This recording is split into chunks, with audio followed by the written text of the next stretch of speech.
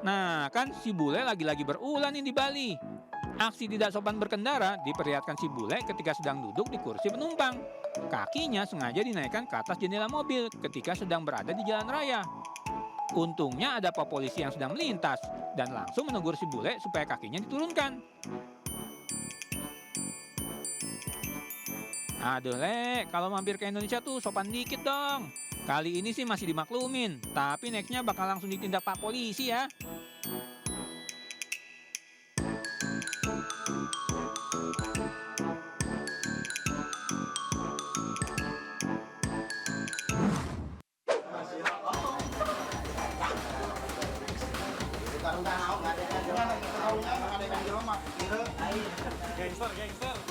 Salut bener Mimin sama warga Kecamatan Jaya Kabupaten Tangerang, Banten ini. Mereka kompak sama-sama memberantas anggota geng motor yang kian meresahkan. Salah satu rumah ini digerebek warga karena kerap digunakan tempat berkumpul geng motor. Hasilnya, berbagai senjata tajam ditemukan warga dari dalam rumah itu.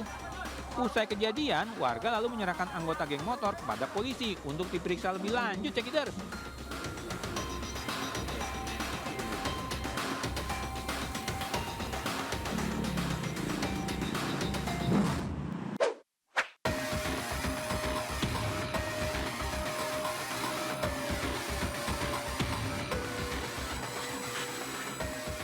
Aksi begal emang semakin meresahkan, cekiders. Korbannya lagi melintasi jalan raya di wilayah Bekasi ini dipaksa berhenti oleh pelaku begal. Karena diancam senjata tajam, maka korban melarikan diri dan meninggalkan motornya, cekiders. Komplotan pelaku begal ini langsung kabur usai berhasil merampas sepeda motor korban.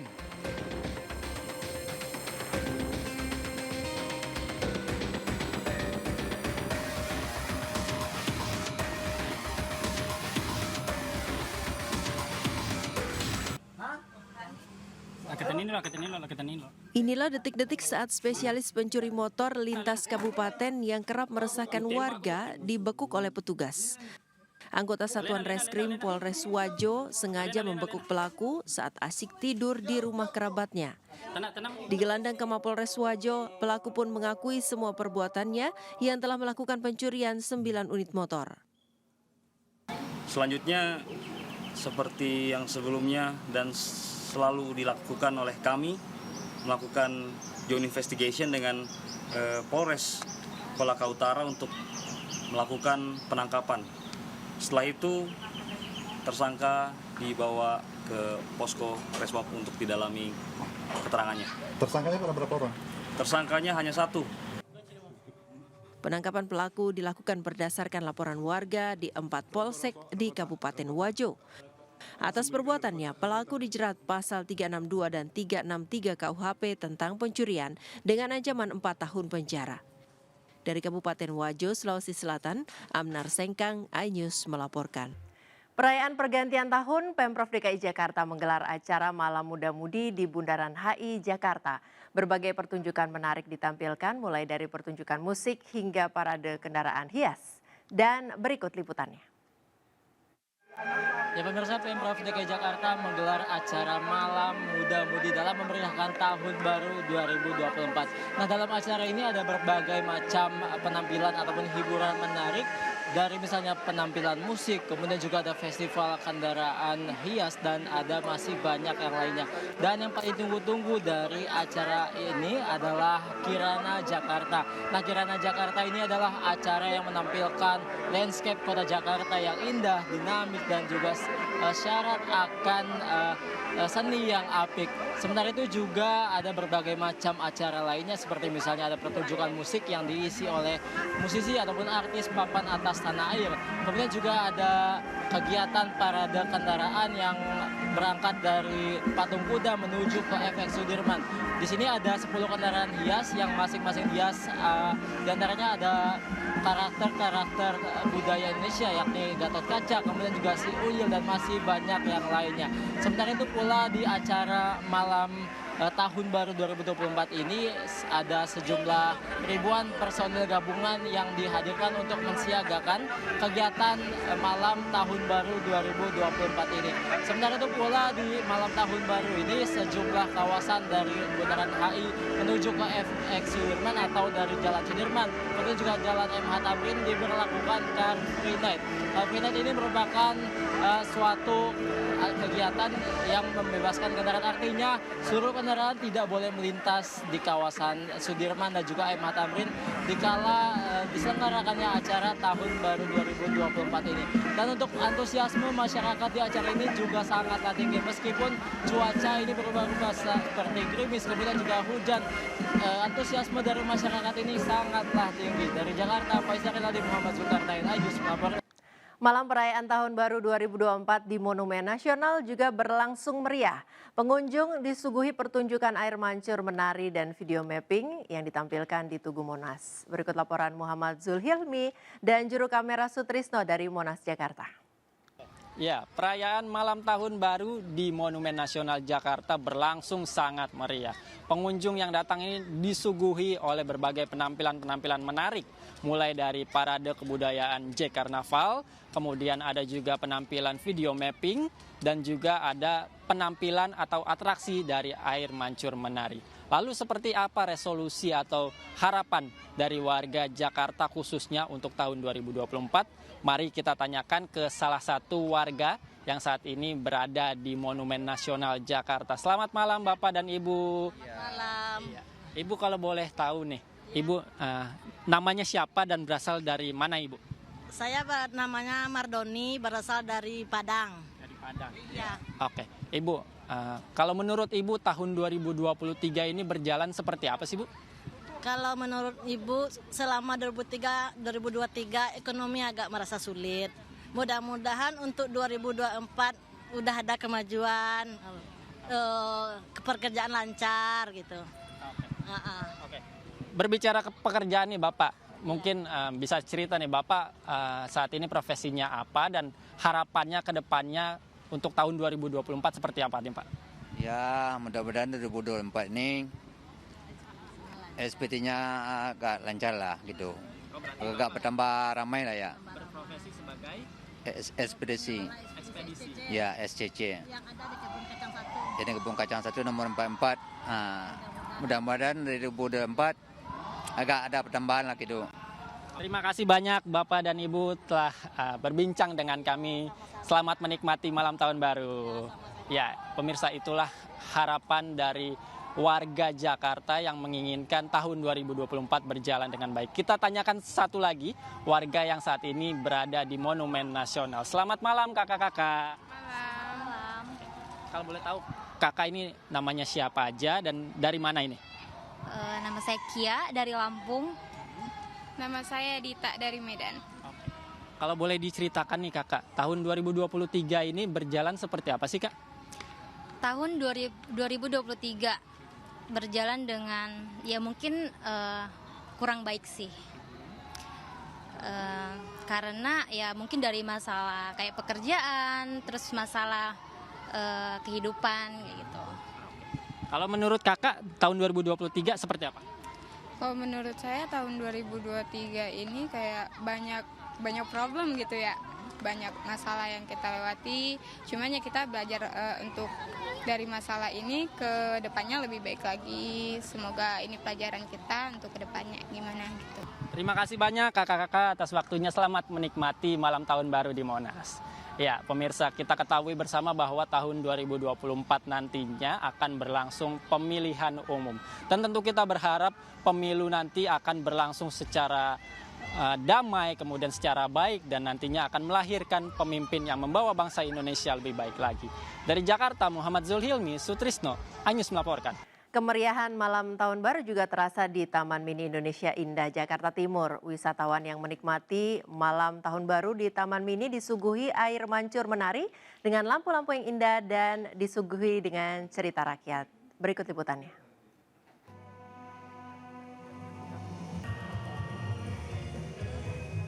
Pemirsa, dalam perayaan Tahun Baru 2024, Taman Mini Indonesia Indah menjadi salah satu titik kemeriahan.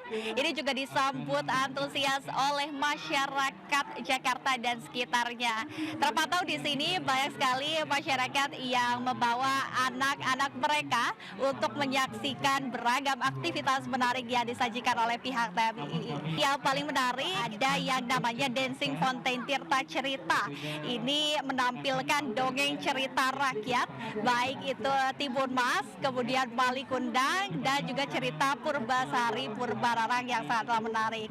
Dan nanti tepatnya tengah malam akan ada perayaan meriah dari kembang api. Ini juga sangat dinantikan oleh masyarakat. Selain di pusatnya, ini juga di setiap anjungan yang ada di TMI akan diselenggarakan berbagai acara-acara menarik. Dari Jakarta, Dilami Aulia, Ahmad Putra, iNews melaporkan. Pemirsa, para pengunjung terus memadati kawasan Ancol di momen libur pergantian tahun. Terlebih, Ancol Taman Impian akan turut memeriahkan malam pergantian tahun dengan menyelenggarakan pesta kembang api di sejumlah titik. Ancol masih menjadi destinasi favorit untuk merayakan malam tahun baru oleh masyarakat Jakarta dan sekitarnya. Setiap tahun, Ancol menghadirkan hiburan yang variatif dan menarik minat pengunjung.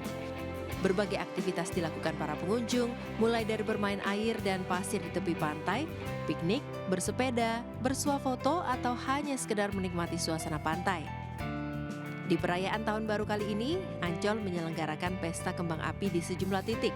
Salah satunya diklaim terbesar di Indonesia yang berdurasi 10 menit yang akan menutup tahun 2023 di Pantai Lagun Ancol. Selain itu akan ada pula sejumlah panggung hiburan yang diisi oleh penampilan musisi ternama ibu kota. Untuk mobilitas di dalam kawasan Ancol, manajemen telah menyiapkan 76 bus warawiri dan 3 kereta 1-1 yang bisa digunakan pengunjung secara gratis. Sebanyak 800 petugas gabungan juga telah disiagakan untuk mengamankan kawasan Ancol. Dari Jakarta, Disti Arifa, Dipo Andi Muharram, iNews melaporkan. Malam pergantian tahun di Merauke, Papua Selatan berlangsung meriah dengan pesta kembang api yang dipusatkan di 3 titik. Warga Merauke berharap agar tahun 2024 menjadi tahun penuh kebaikan, keberkahan, dan membawa banyak peluang, serta menjadi tahun yang monumental.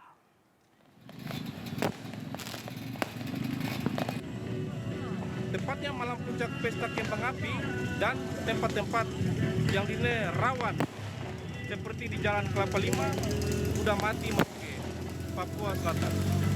Sementara untuk malam puncak pemerintah Provinsi Papua Selatan yang dihadiri PJ Gubernur Papua Selatan, Apollo Sapampo, dipusatkan di Gedung Negara dengan tradisi tos-tosan bersama Forkopimda.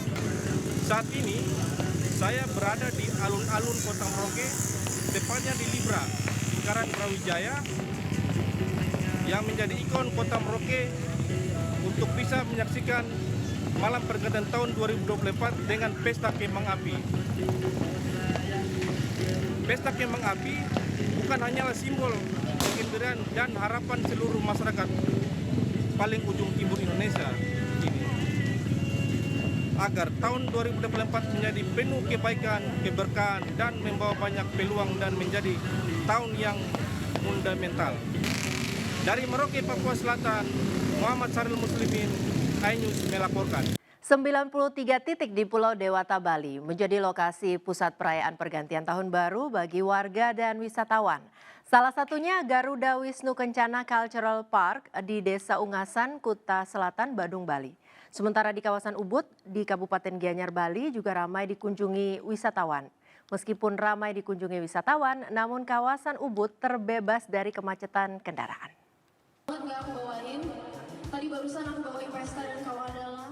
Kemeriahan tersaji di Pulau Bali menyambut momen tahun baru. Garuda Wisnu Kencana Cultural Park di Desa Unggasan, Kuta Selatan, Badung merupakan salah satu destinasi yang menyajikan pertunjukan spektakuler saat pesta pergantian tahun. Tidak tanggung-tanggung, pengelola GWK mempersiapkan 8.888 tembakan kembang api selama kurang lebih 5 menit. Jumlah tembakan kembang api tersebut bahkan 4 kali lipat dari pesta kembang di kawasan Pantai Kuta yang hanya berjumlah 2.024 tembakan kembang api. Sebelumnya perayaan malam tahun baru, pengelola juga menghibur warga dan wisatawan dengan sejumlah hiburan. Jadi ini salah satu hal yang spektakuler ya untuk kembang apinya. Spektakuler, saya datang jauh-jauh dari Malang untuk ke Bali untuk Dewa 19 untuk bisa menikmati panorama Bali dan juga bisa menikmati suasana GWK di pergantian tahun 2023-2024. Sementara di kawasan Ubud di Kabupaten Gianyar, Bali juga ramai dikunjungi wisatawan saat malam pergantian tahun baru. Wisatawan domestik dan mancanegara nampak memadati area alun-alun Ubud. Meskipun ramai dikunjungi oleh wisatawan, namun kawasan Ubud terbebas dari kemacetan kendaraan. Tugas kepolisian melakukan penjagaan ketat di kawasan Ubud untuk mencegah adanya hal yang tidak diinginkan. Jadi kami bersama Pak Dandim bersama melaksanakan patroli mengecek kesiapan dari di masing-masing kecamatan. Jadi kalau setiap saat, setiap waktu kami bersama Pak Dandim akan mengecek kembali setelah pukul 00 nanti. Selain di kawasan Ubud, keramaian juga terjadi di sejumlah objek wisata di Bali. Tim Liputan iNews melaporkan. Gempa tektonik dengan kekuatan 4,1 magnitudo kedalaman 7 km mengguncang wilayah Sumedang, Jawa Barat. Gempa tersebut juga mengakibatkan susulan dengan kekuatan 3,4 magnitudo kedalaman 6 km lebih dangkal dari gempa pertama. Gempa mengguncang wilayah Sumedang, Jawa Barat pada Minggu sore. Pusat titik pertama berada di lingkungan Tegal Sari, Kelurahan Talun, Kecamatan Sumedang Utara. Gempa tersebut juga dirasakan sebanyak 2 kali dirasakan warga sekitar dan cukup membuat panik hingga warga harus keluar rumah. Tidak lama kemudian gempa susulan kedua kembali terjadi dengan kekuatan 3,4 magnitudo dengan kedalaman lebih dangkal dari gempa pertama. Namun titik gempa susulan kedua berbeda dari titik gempa pertama, yakni di kawasan Perum Ranca Goyang, Ranca Purut, Sumedang Utara. Warga sekitar yang merasakan gempa mengaku panik karena gempa dirasakan cukup kuat dan cukup lama. Akibat gempa ini sejumlah tiang listrik dan atap rumah roboh. Atas peristiwa itu BPBD Sumedang masih belum menerima laporan kerusakan dampak gempa.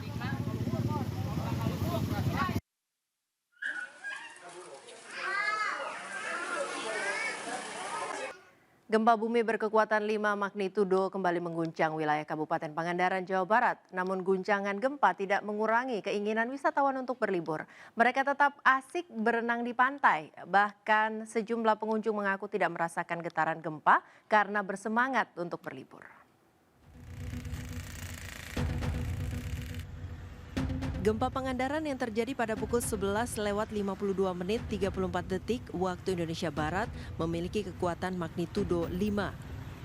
Berdasarkan data Badan Meteorologi, Klimatologi, dan Geofisika BMKG, lokasi gempa berada di 90 km barat daya Kabupaten Pangandaran atau pada koordinat 8.22 Lintang Selatan dan 107.87 Bujur Timur. Meski sempat dirasakan warga, namun guncangan gempa tidak berdampak terhadap kunjungan wisatawan di pantai barat Pangandaran. Sejumlah pengunjung mengaku tidak takut dan tetap asik berenang sambil menikmati pemandangan pantai. Tadi sih ada, cuman nggak terlalu kerasa. Berarti ini nginap di hotel di sini? Iya, di sini. Mungkin ada kecemasan atau gimana? Ya kalau misalnya kerasanya besar ya pasti ada kecemasan.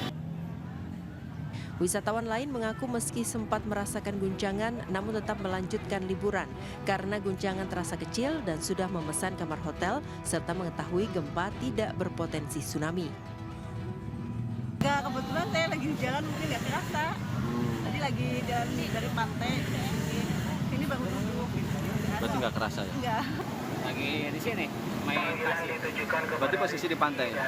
Sempat merasakan nggak Kang tadi? Tidak sama sekali tidak merasakan ada gempa. Oh, tapi ada cemasan, takut atau gimana? Ya kalau ada gempa sih kecemasan pasti ada. Cuman ya ini para wisatawan masih pada aman, pada enjoy, masih menikmati hari liburannya gitu. Hingga kini belum ada laporan kerusakan akibat gempa. Namun pemerintah Kabupaten Pangandaran terus melakukan pengecekan ke 10 kecamatan untuk mengetahui dampak gempa.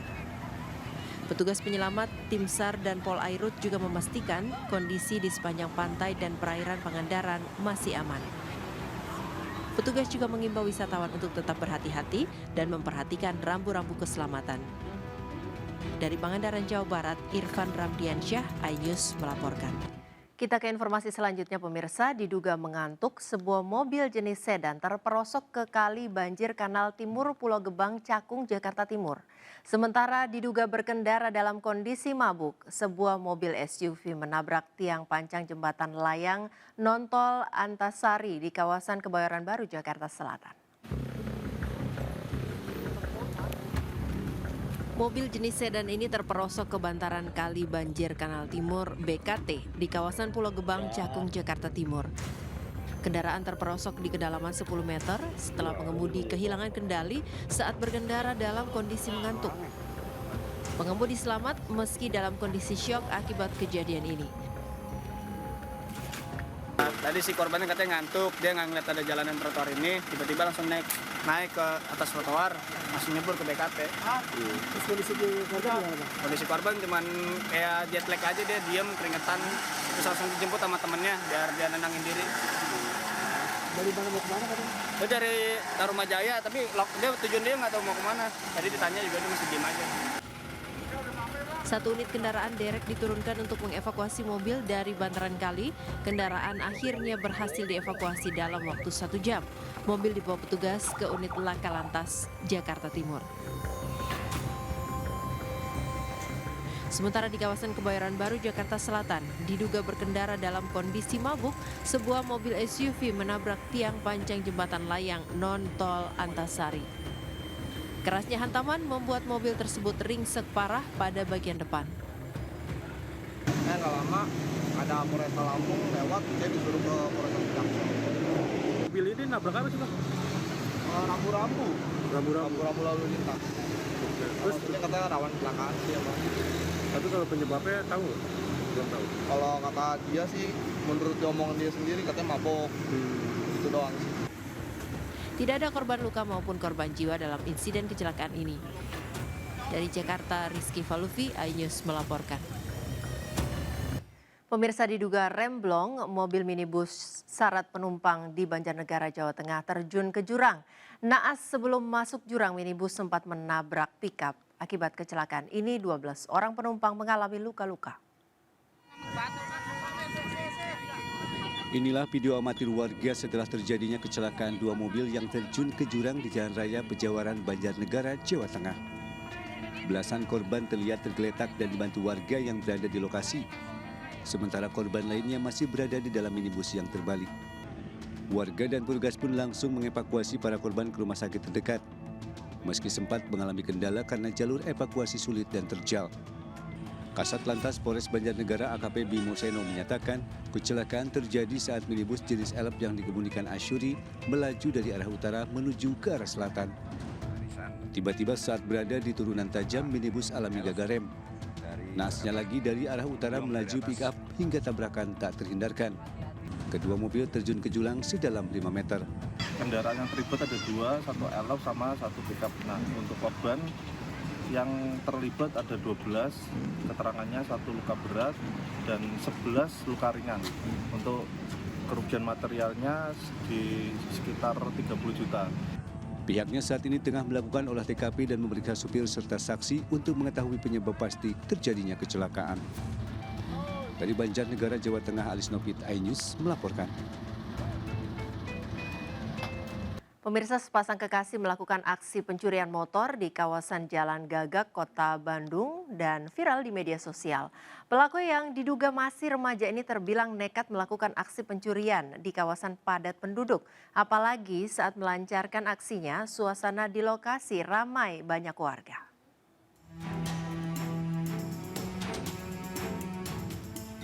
Dalam rekaman CCTV terlihat sepasang kekasih ini berpura-pura menelpon di dekat motor incarannya yang terparkir di pinggir gang di kawasan Jalan Cagak, Kota Bandung. Tak lama pelaku pria turun dari motor dan mendekati motor metik dan membobol lubang kunci. Sementara pelaku wanita melihat sekitar lokasi sambil duduk di motor.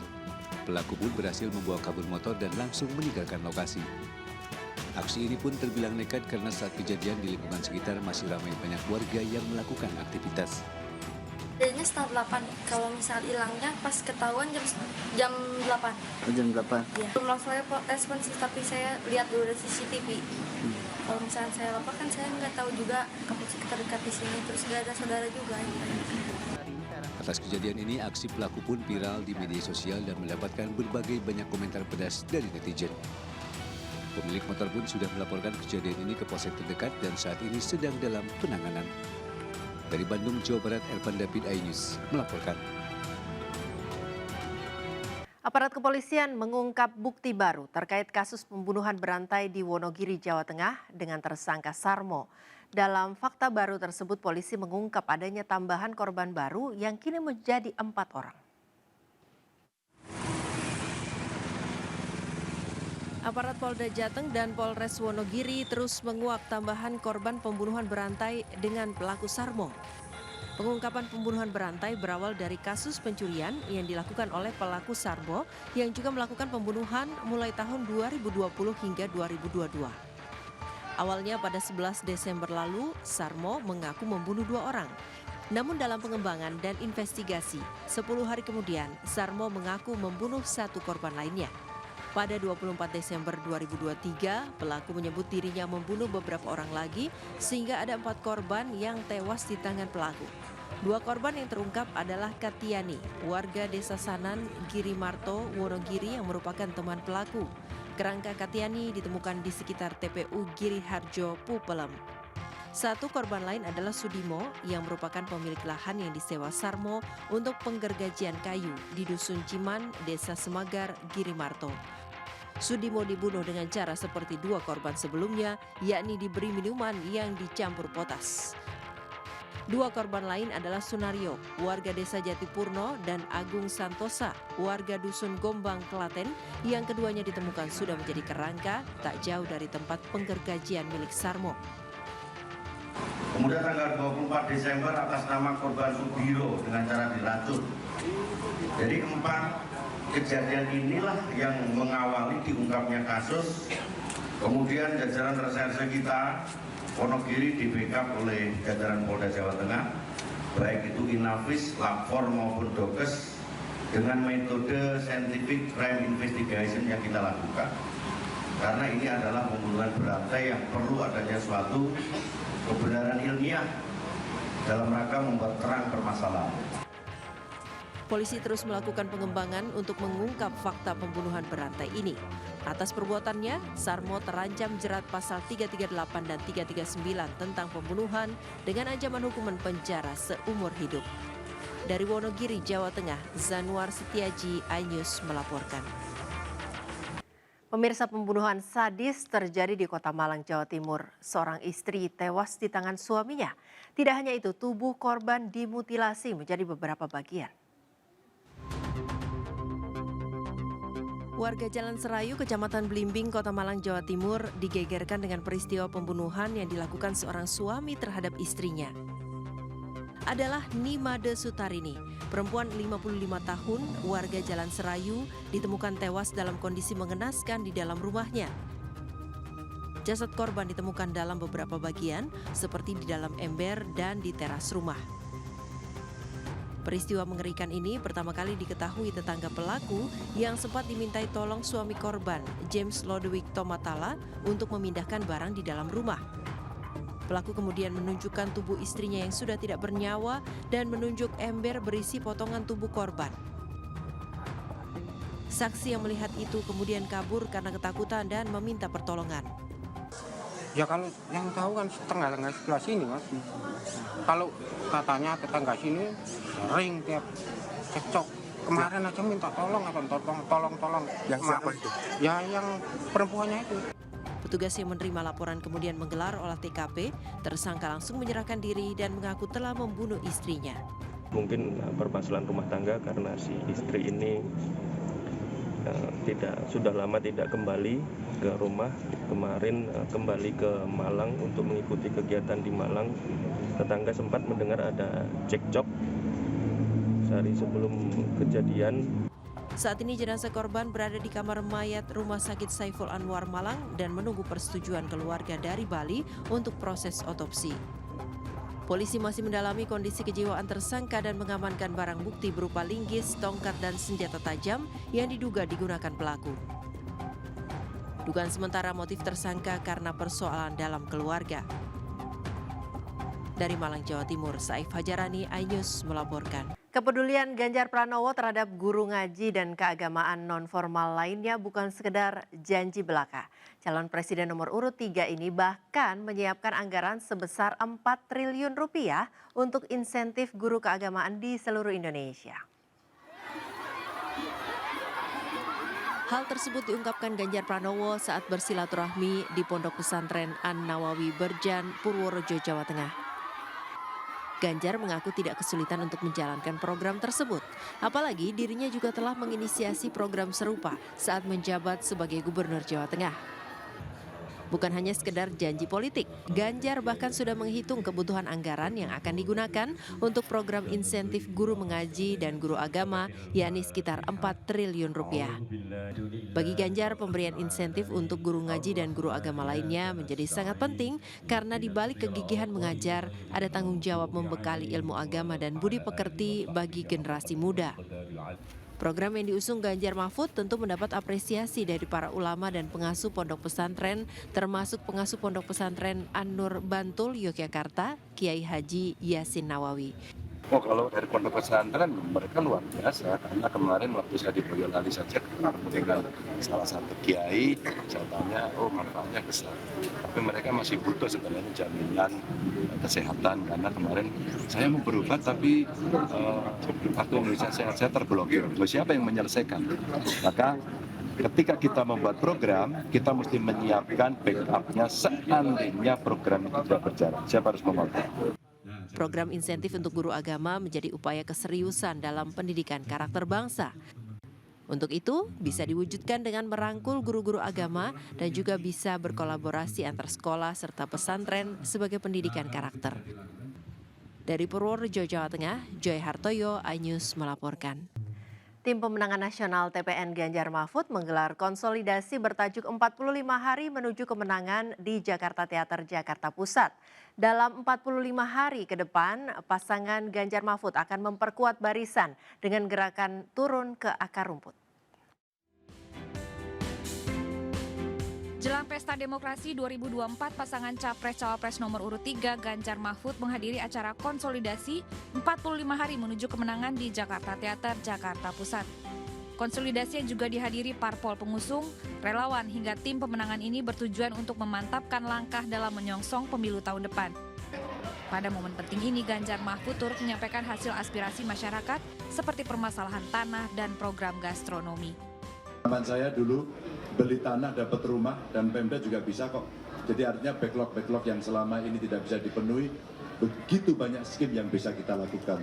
Termasuk kemarin kita bicara dengan kawan-kawan para pengembang, bagaimana agar tidak landed houses tapi dia bisa kondominium atau rumah susun. Makan, kita punya program namanya gastronomi, bukan hanya makan siang, tapi makanannya juga sehat.